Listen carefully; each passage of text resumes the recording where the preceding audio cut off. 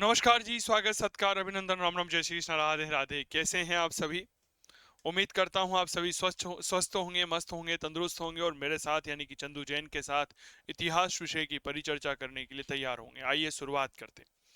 कल हमने बात करी थी अजमेर के चौहानों के संदर्भ में। आज मेरे प्यारे साथियों हम हमारे इस विषय को आगे बढ़ा रहे हैं और आज का हमारा जो विषय होने वाला है, यह विषय होने वाला है रणथंबोर का चौहान राजवंश।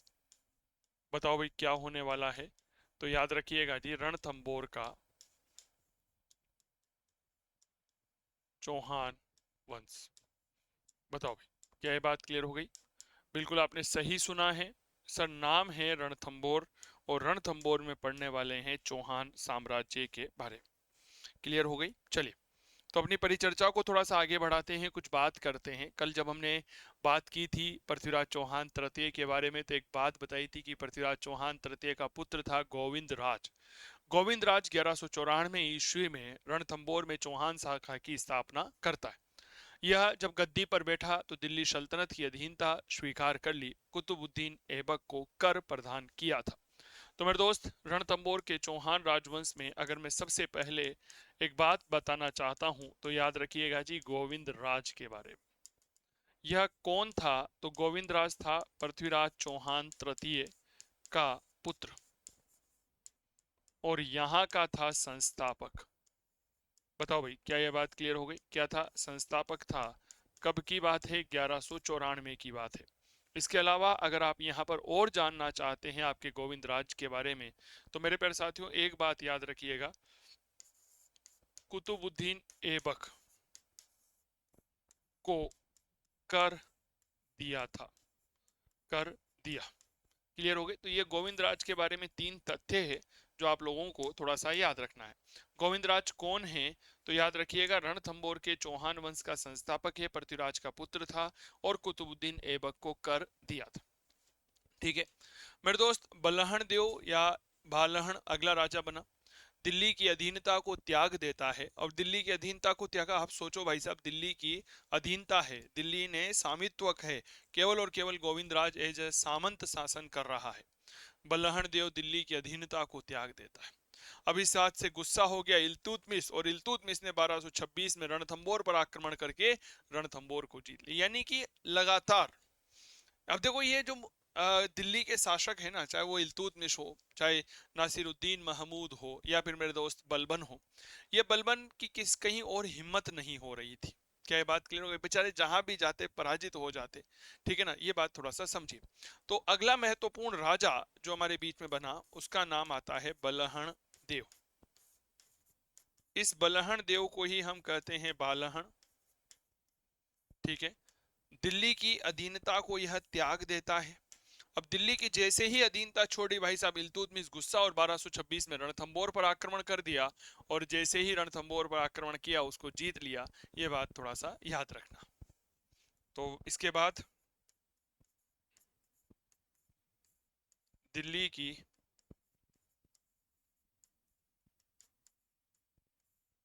अधीनता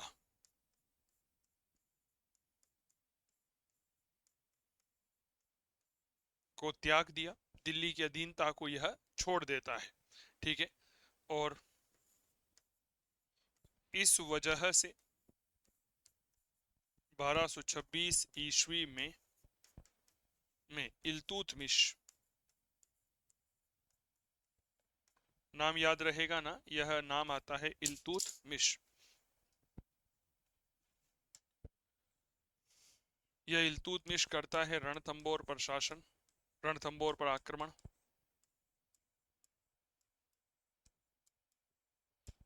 आक्रमण आक्रमण करके इसे जीत लेता है। तो यहां पर एक बार फिर से शुरू हुई मेरे दोस्त रणथंबोर पर विदेशी शक्तियों का नियंत्रण। क्लियर हो गई? इसके बाद अगला महत्वपूर्ण शासक गद्दी पर बैठा, पहला गोविंदराज, फिर बल्हण, फिर इसके बाद जो शासक गद्दी पर बैठा उसका नाम हमारे इतिहास में आता है मेरे दोस्त, याद रखिएगा जी, बाघभट्ट। इसे बाहर देव के नाम से जाना जाता है। एक बार आपके एक प्रश्न पूछा गया था कि रणथंबोर के वह चौहान शासक कौन थे जिन्होंने दिल्ली सल्तनत के साथ संघर्ष किया था। तो दो शासकों का नाम बड़ा प्रमुख आता है, पहला बाघभट्ट आता है और दूसरा हम्मीर देव चौहान आता है। अब देखिएगा, एक राजा के बारे में चर्चा कर रहा हूं, बहुत अच्छे से समझिएगा। राजा का नाम है वाघभट्ट। क्या नाम है भाई साहब? याद रखिएगा जी, वाघभट्ट। अगला महत्वपूर्ण राजा, बड़ा उल्लेखनीय राजा है सर। ठीक है, रणथंबोर पर फिर से अधिकार कर लिया। ठीक है, जीत लिया। रजिया उस समय राजा हुआ करती थी, शासिका हुआ करती थी दिल्ली सल्तनत की। और रजिया सुल्तान के बारे में आप जानते ही हैं, मध्यकालीन भारत के इतिहास की एकमात्र महिला शासिका के रूप में हम रजिया सुल्तान को ही जानते हैं। इस बात से परेशान होकर के दिल्ली परेशान हो गई। तो दिल्ली में उस समय नासिरुद्दीन महमूद शासन किया करता था। नासिरुद्दीन महमूद का एक सेनापति था, नाम था बलबन। उस बलबन ने आक्रमण कर दिया, आक्रमण किया, लेकिन वह रणथंबोर को जीत नहीं पाया, क्योंकि अब रणथंबोर की वस्तु स्थिति बदल चुकी थी, रणथंबोर की ताकत बदल चुकी थी। क्या ये बात क्लियर हो गई? तो मेरे प्यारे साथियों, वाघभट्ट के बारे में याद रखिएगा। इसने रजिया सुल्तान के समय, इसने रजिया सुल्तान के समय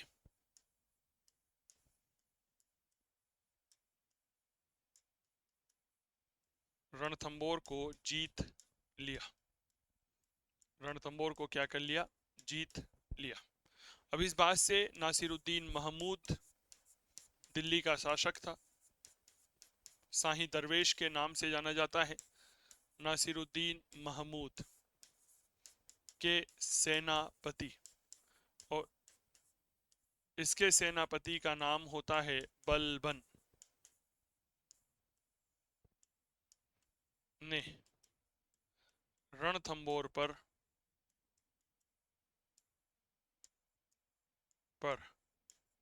असफल आक्रमण किया। कहां से सफल हो पाएगा सर? दिल्ली हमारे जो राजा हैं जी भाई साहब, बलवती हो गए हैं, ताकतवर हो गए हैं, क्षमतावान हो गए, कहां से जीत पाएगा? इसके बाद अगला महत्वपूर्ण राजा बना रणथंबोर का जयसिम्हा।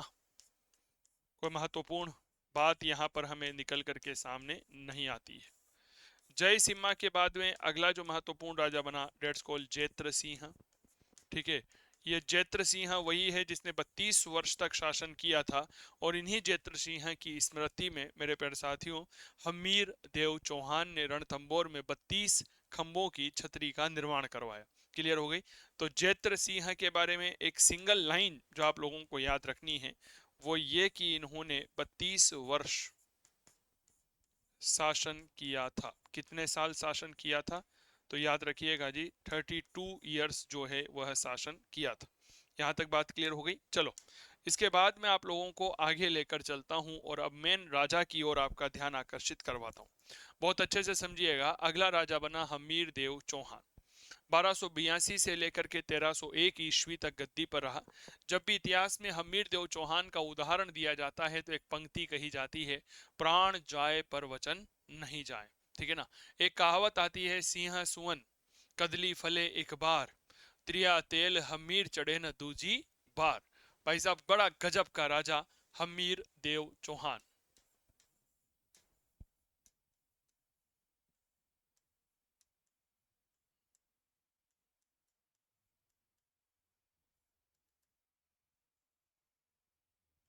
हमीर देव चौहान महत्वपूर्ण राजा है, याद रखिएगा। 1282 से लेकर के 1301। मैंने आपसे पहले ही कहा कि मैं रहूं या नहीं रहूं, पर मेरी क्लास आपको मिलती रहेगी। क्या ये बात क्लियर हो गई? रोज 9 बजे यहाँ पर हम आपके साथ परिचर्चा करते रहेंगे, कोई दो राय वाली बात नहीं। देखो, कौन था हमीर देव चौहान, बहुत अच्छे से समझिएगा। हमीर देव चौहान कोई और नहीं,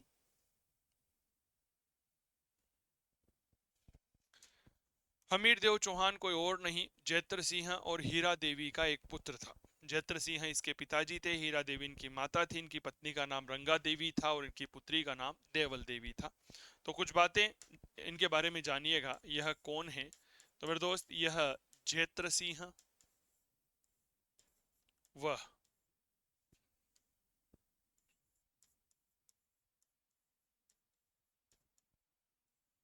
हीरा देवी के पुत्र हमीर देव चौहान। ठीक है, चलिए अगली बात। पत्नी का नाम आता है रंगा देवी, और मेरे दोस्त इनकी पुत्री जो है उनका नाम आता है देवल देवी। बताओ क्या नाम आता है? तो याद रखिएगा जी, देवल देवी। ठीक है, पत्नी रंगा देवी है, पुत्री देवल देवी है। इतिहास में समझिएगा, कुछ उपाधियां समझिएगा। क्या कहा जाता है इतिहास में? हठी शासक कहा जाता है, 16 युद्धों का विजेता कहा जाता। हठी शासक क्योंकि हट ऐसा था, जब अलाउद्दीन खिलजी का विद्रोही सेनापति मोहम्मद शाह अपने साथी खेहबरू के साथ आता है, कहां पर? अल्लाह अमीर देव चौहान की शरण में। अमीर देव चौहान उसके साथ शरण प्रदान करता है उसे, और उसके साथ भाई के जैसा व्यवहार करता है। अलाउद्दीन चिट्ठी भेजता है अमीर देव चौहान कि भैया तुम्हारे पास जो मेरे विद्रोही सेनापति है हमें दे दो, नहीं तो मैं आक्रमण कर दूंगा। अमीर कहता है जी वचन दिया है भाई को कि भाई के जैसा रखूंगा, कैसे सौंप दूं? प्राण जाए पर वचन नहीं जाए, त्रिया तेल हमीर हट चढ़े न दूजी बार। कहा जी हटी मत कर, हट मत कर, जिद मत कर, खत्म हो जाएगा। बोला जी जो होगा देखा जाएगा, नहीं छोड़ूंगा। इसीलिए इतिहास में हटी शासक और 16 युद्धों का विजेता। लगातार 17 युद्ध किए थे हमीर देव चौहान ने। कितने किए थे? 17। 17 में से 16 युद्ध जीता। अंतिम युद्ध जो था वह अलाउद्दीन खिलजी के साथ था। यह विश्वासघातों की वजह से पराजित हो गए। रणमल और रतिपाल नाम के इसके दो दुर्गपति थे रणथंबोर के किले के, जो हमीर के सेनापति के रूप में कार्यरत थे। मिल गए मेरे प्यारे साथियों अलाउद्दीन खिलजी के साथ कुछ रुपयों के चक्कर में, और विश्वासघातियों की वजह से मेरे प्यारे साथियों हमारे हमीर देव चौहान को प्राण त्यागने पड़े। नहीं तो रणथंबोर के दुर्ग का ऐतिहासिक महत्व आप देखिए, रणथंबोर के दुर्ग का भौगोलिक महत्व आप देखिए।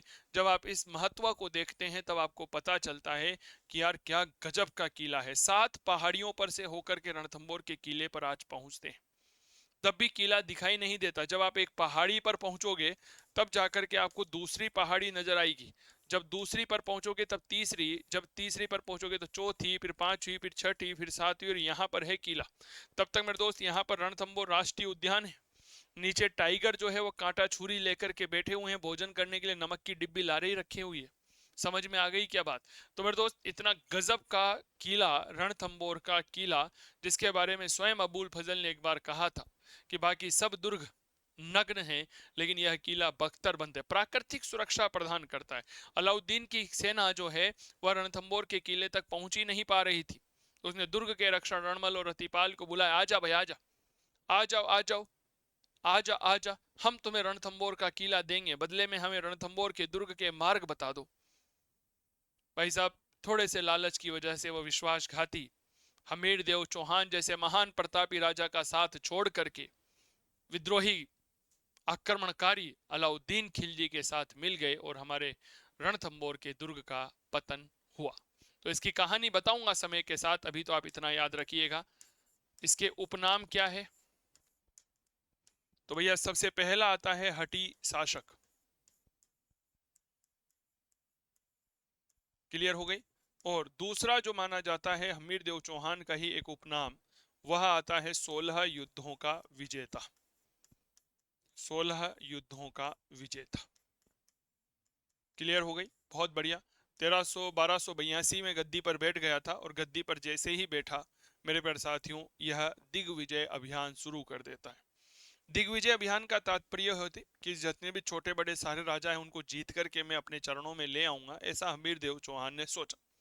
दिग्विजय अभियान के तहत इसने 16 युद्ध जीते, और 16 युद्ध जीतने के लिए कुशी में इसने कोटिय यज्ञ कराया। कोटिय यज्ञ का पुरोहित विश्व रूप था, इसीलिए इसे 16 युद्धों का विजेता कहा गया।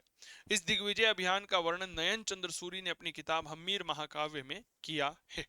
तो आइए थोड़ी सी चर्चा करते हैं दिग्विजय अभियान की।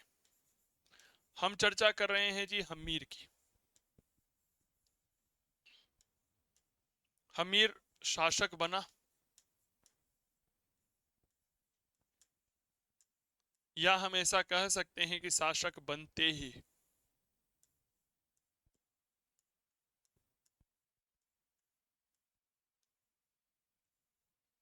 दिग्विजय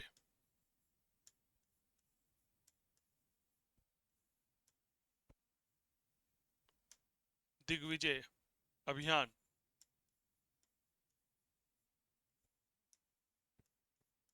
प्रारंभ किया। ठीक है।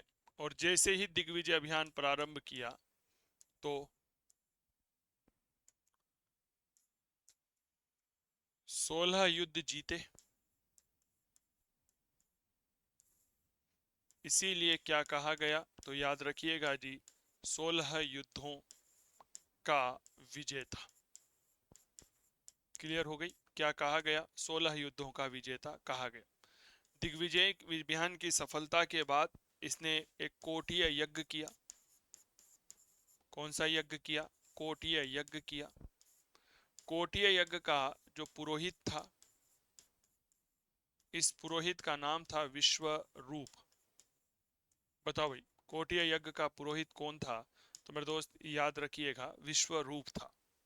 क्या ये बात क्लियर हो गई, तो ये चीजें थोड़ा सा याद रखना। दिग्विजय अभियान का वर्णन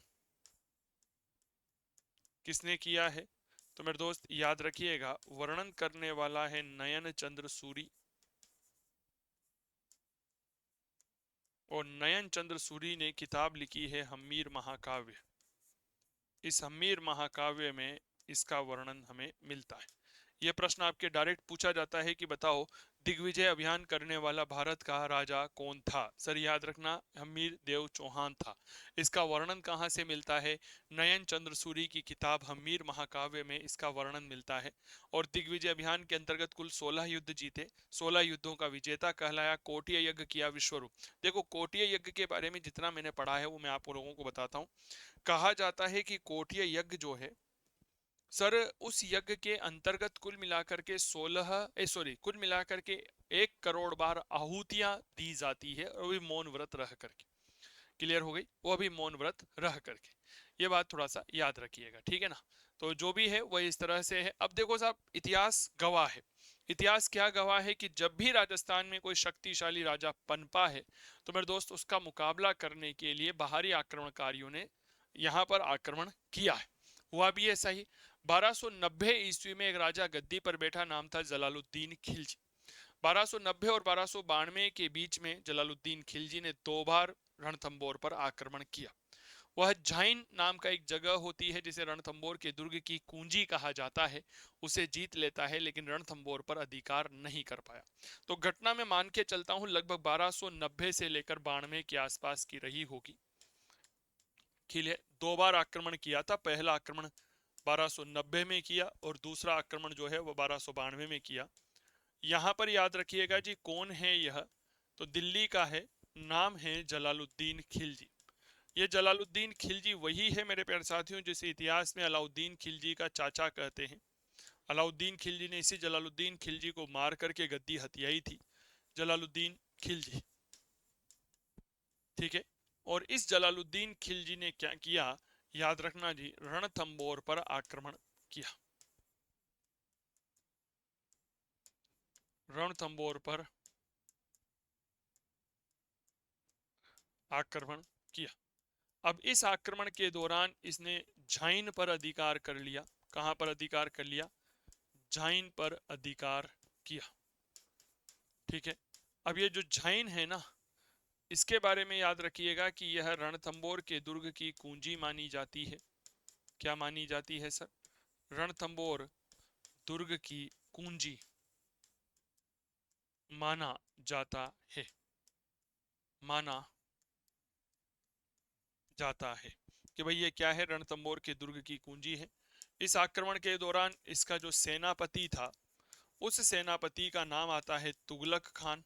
बताओ भाई कौन था, याद रखिएगा, तुगलक खान था। जबकि इस युद्ध के समय जो हम्मीर का सेनापति था उसका नाम था गुरुदास सैनी। बताओ भाई हम्मीर के सेनापति का नाम क्या था, तो याद रखिएगा जी, डेट्स कॉल्ड गुरुदास सैनी। यह हमीर देव चौहान का सेनापति हुआ करता था। यहां तक बातें क्लियर हो गई। अब मेरे प्यारे साथियों, सारा मामला सेट हो गया। अलाउद्दीन खिल यह जलालुद्दीन खिलजी जो है मेरे दोस्त, यह रणथंबोर पर अधिकार नहीं कर पाया। कहां अधिकार नहीं कर पाया, रणथंबोर पर अधिकार नहीं कर पाया। तो इस परिप्रेक्ष्य में मैं एक बात कहता हूं, अधिकार नहीं कर पाया। मैं यहाँ पर एक बात कहता हूँ कि साहब इसने बहुत कोशिश की रणथंबोर को जीतने की, लेकिन इसका सपना अधूरा ही रह गया। तभी एक गाना यहाँ पर बजा, दिल के अरमां आंसुओं में बह गए। जलालुद्दीन खिलजी पास के पत्थर पर बैठ कर के रोने लगा, हाय रब्बा ये क्या हो गया, मेरे तो दिल के अरमान ही पूरे नहीं हो पाए। समझ में आ गई क्या बात? तो इस संदर्भ में असफल होने के बाद में यह जलालुद्दीन भाई जो है एक वाक्य बोलता है कबूतर, क्या कहता है कि मैं ऐसे सैकड़ों किलों को तो मुसलमान के एक बाल के बराबर भी नहीं समझता। तो इसने जो कथन कहा वह कथन थोड़ा सा आप लोगों के लिए उपयोगी रह सकता है कि मैं ऐसे सैकड़ों किलों को तो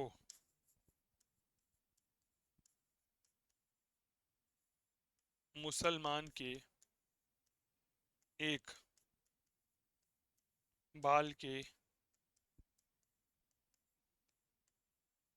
बराबर भी नहीं समझता। ऐसे सैकड़ों किलों को तो मैं मुसलमान के एक बाल के बराबर भी नहीं समझता। यहां से कई बार आपके प्रश्न आए हैं, आपको यह पता ही होगा। प्रश्न यह भी पूछा गया है कि बताओ ये कथन किस किले के बारे में कहा गया है, रणथंबोर के किले के बारे में किसने कहा?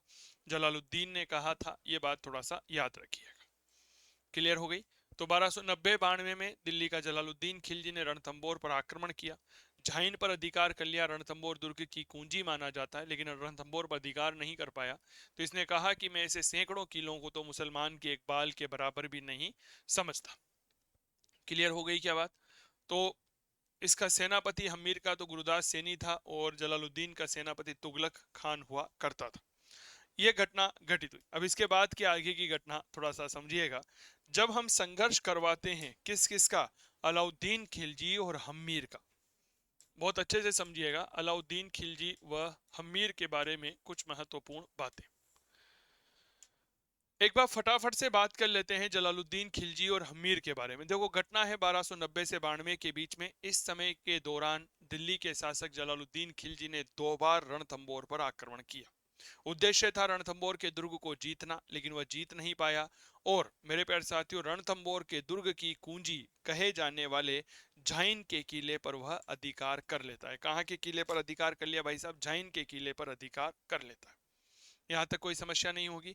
अब जब वो रणथंबोर के दुर्ग को जीत नहीं पाया तो वह कहता है, क्या कहता है कि ऐसे में सैकड़ों किलों को तो मुसलमान के एक बाल के बराबर भी नहीं समझता। पूरे घटनाक्रम में हमें दो व्यक्ति देखने को मिलते हैं। पहला जलालुद्दीन खिलजी का सेनापति तुगलक खान था और हमीर का एक सेनापति, नाम था, याद रखिएगा, गुरदास सैनी। पूरा संघर्ष हुआ, लेकिन यहां पर यह भाई जो है जलालुद्दीन खिलजी, यह असफल हो गया था। क्लियर हो गई ना बात? चलिए साहब, इसके बाद थोड़ा सा इतिहास में आगे बढ़ाइए अलाउद्दीन खिलजी और हमीर को लेकर के कुछ बातें। देखिए घटना की शुरुआत होती है 1298 से। ठीक है? देखो, कहा जाता है कि यहां पर अलाउद्दीन खिलजी के आक्रमण के कई सारे उद्देश्य थे। पहला तो चौहान शक्ति का केंद्र बन चुका था यह, कौन? रणथंबोर। दूसरा, दिल्ली से काफी नजदीकी थी, व्यापारिक मार्ग में बाधा पड़ रहा था, इसीलिए इसे जीतना बेहद आवश्यक था। ठीक है? अब 1298 ईस्वी में क्या हुआ, अलाउद्दीन खिलजी की सेना गुजरात विजय से लौट क्या। ठीक है? अब जब गुजरात विजय से लौट रही थी ना, तो यहां पर मामला यह हुआ कि जो गुजरात विजय से धन लूटा गया था, उस लूटे हुए माल को लेकर के अलाउद्दीन खिलजी के सेनापतियों में विवाद हो जाता है। तीन सेनापति एक तरफ थे, अलप खान, उलूग खान, नुसरत खान, और एक मंगोल सेना नायक था मोहम्मद शाह। वो मोहम्मद शाह भाई साहब सारा पैसा ले लवा करके जो है हमीर देव की शरण में आ गया। भाई साहब हमें जो है वह आप क्या करो, अपनी शरण में ले लो। अपने साथ वह केबरू को लेकर के आया था। ठीक है? हमीर देव चौहान ने कहा जी आप बड़ी उम्मीदों के साथ हमारे पास आए हो, हम आपको शरण प्रदान करेंगे। आइए इसके बाद की कहानी हम आप लोगों को बताते। 1298 में अलाउद्दीन की जो सेना थी, ये सेना गुजरात विजय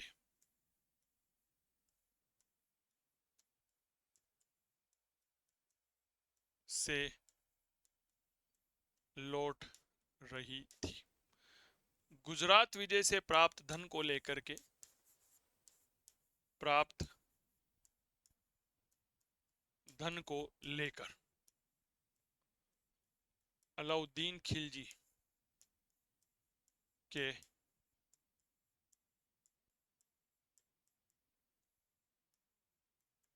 सेनापतियों में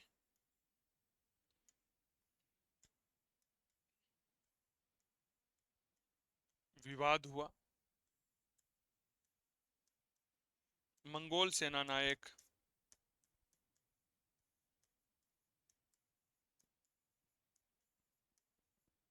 मोहम्मद शाह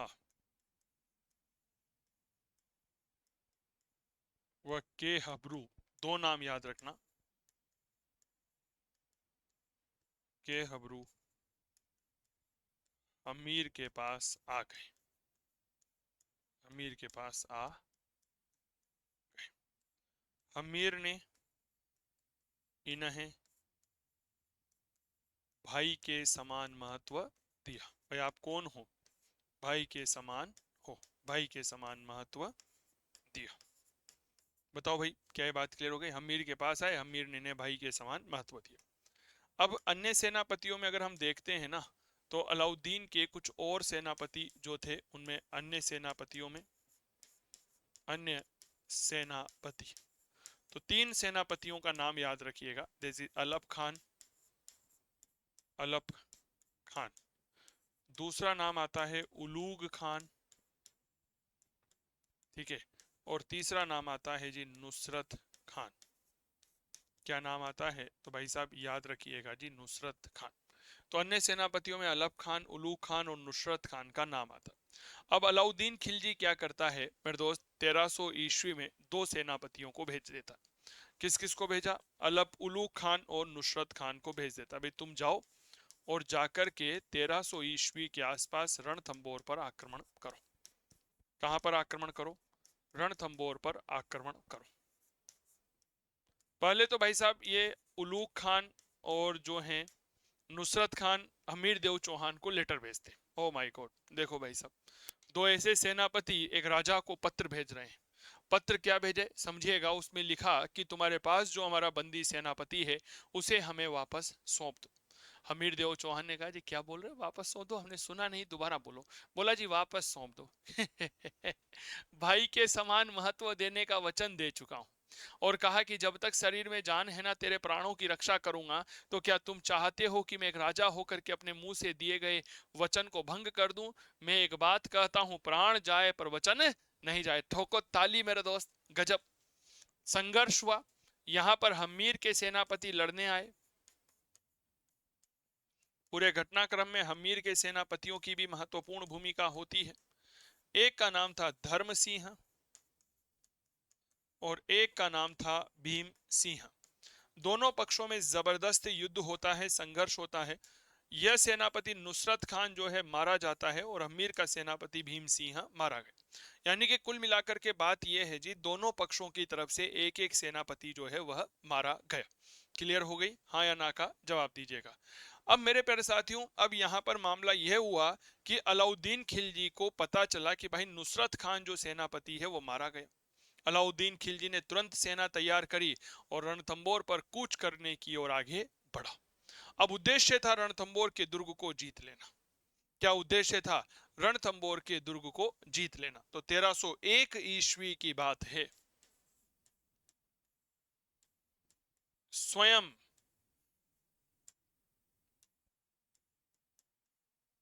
अलाउद्दीन खिलजी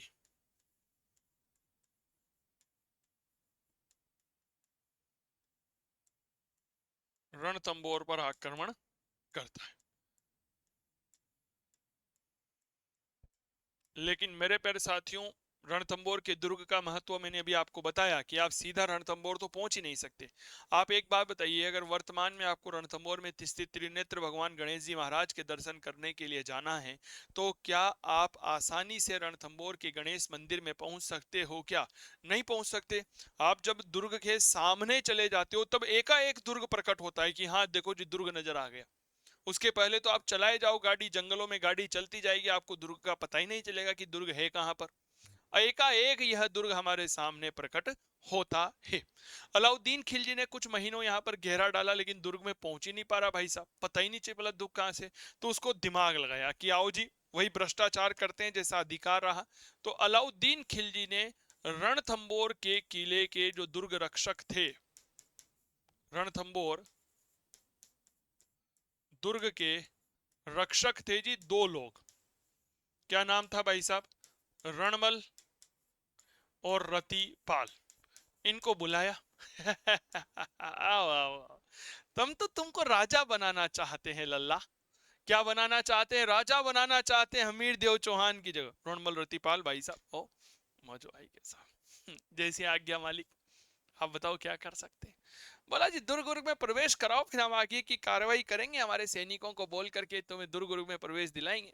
तो भाई साहब रणमल और रतिपाल को यह लालच दे करके दुर्ग में इन्होंने अलाउद्दीन खिलजी की एंट्री करवा दी। और इन्होंने क्या कर दिया, दुर्ग का गुप्त मार्ग बता। मेरे दोस्त जैसे ही दुर्ग का गुप्त मार्ग बताया, अलाउद्दीन खिलजी ने, याद रखिएगा 11 जुलाई 1301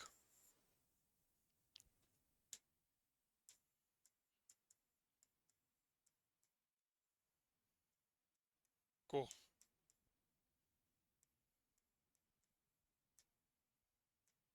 रणथंबोर दुर्ग जीत लिया। रणथंबोर का किला जो है वह जीत लेता है। हमीर देव चौहान वीरगति को प्राप्त होता है, वीरगति को प्राप्त हुआ। हमीर की पत्नी रंगा देवी ने जौहर किया। यह राजस्थान का प्रथम जौहर माना जाता है। क्या माना जाता है सर? राजस्थान का पहला जौहर माना जाता है। क्या ये बात क्लियर हो गई? तो ये था सर अलाउद्दीन खिलजी का रणथंबोर के किले पर आक्रमण। हाँ या ना का जवाब दीजिएगा। और अलाउद्दीन खिलजी जो है उलूग खान को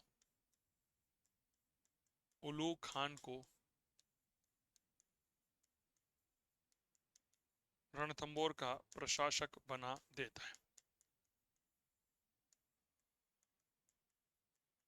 अमीर खुसरो इसके साथ आया था, किताब लिखी है उसने, याद रखिएगा, खजाइन उल फुतूह। उसमें वो कहता है कि आज कुफ्र का गढ़ इस्लाम का घर हो गया। किसने लिखी है? अमीर खुसरो ने। आज कुफ्र का गढ़ इस्लाम का घर हो गया। ये लाइन किसने कही है? ये लाइन कही है अमीर खुसरो ने, जो इसके साथ यहाँ पर आया था। तो मेरे दोस्त ये था अलाउद्दीन चौहान, रणधमीर देव चौहान और रणथंबोर के चौहानों के संदर्भ में कुछ महत्वपूर्ण बातें। मेरे दोस्त कभी कभी जब इतिहास पढ़ते हैं तो एक बात सोचता हूँ, विचार करता हूँ कि अगर यह देशद्रोही नहीं होते, अगर ये विश्वासघाती नहीं होते, तो हमारा इतिहास कैसा होता। कल हमने जयचंद के बारे में पढ़ा था, आप लोगों को पता होगा, कन्नौज के गढ़वाल वंश का शासक था जयचंद। इस जयचंद ने ही तो मोहम्मद गोरी को भारत बुलाया था। और जयचंद के उत्तराधिकारी कुतुबुद्दीन ऐबक ने ही तो भारत में सल्तनत की स्थापना की थी। एक बार कल्पना करो इतिहास को आप, एक बार दूसरे पहलू में इतिहास को समझने की कोशिश करिए, प्रयास करिए, तो आपको पता चलता है कि यह इतिहास बेसिकली इस प्रकार के देशद्रोही व्यक्तियों से भरा पड़ा है। रणमल और रतिपाल ने अगर अलाउद्दीन खिलजी का साथ नहीं दिया होता तो मेरे दोस्त इतिहास क्या होता हम कल्पना कर सकते हैं। लेकिन इतिहास की बड़ी दुर्भाग्य की बात है कि इतिहास में अगर और मगर को स्थान नहीं दिया जाता है। क्लियर हो गई क्या बात? तो ये था अलाउद्दीन खिलजी का रणथंबोर पर आक्रमण। भारत की राजस्थान के इतिहास का पहला जौहर रणथंबोर में ही हुआ था।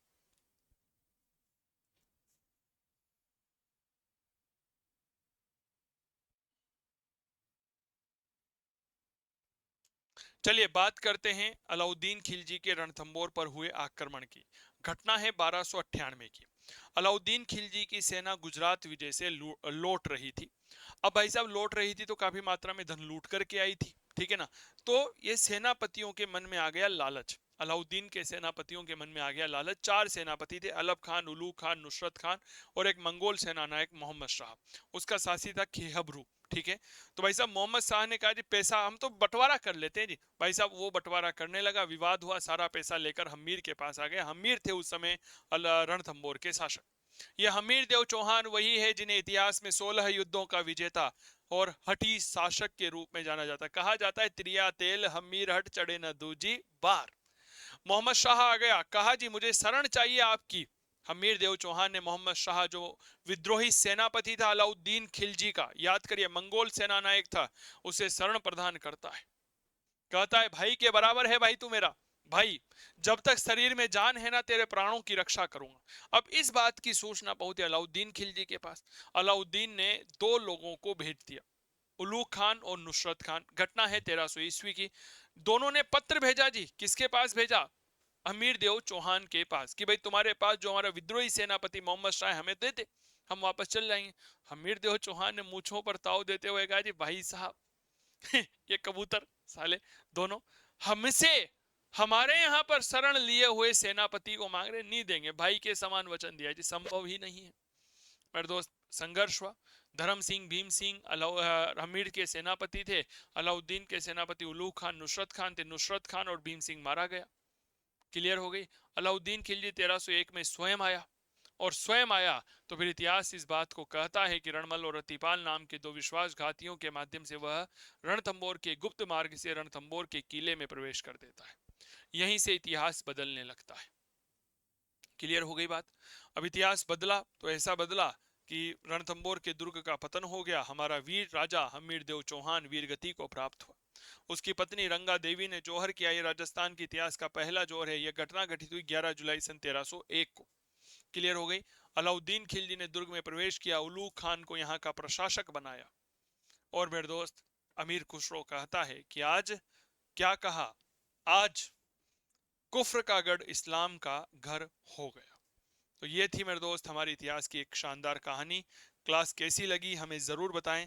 और मेरे प्यारे साथियों, अगर आप जुड़ना चाहते हैं फर्स्ट ग्रेड इतिहास विषय के लिए, तो मैं आप लोगों की जानकारी के लिए बता दूं, काव्य क्लासेस कोटा के मोबाइल एप्लीकेशन पर, बिल्कुल आपने सही सुना है, काव्य क्लासेस कोटा के मोबाइल एप्लीकेशन पर आप घर बैठे एक शानदार तैयारी कर सकते हैं फर्स्ट ग्रेड इतिहास विषय की।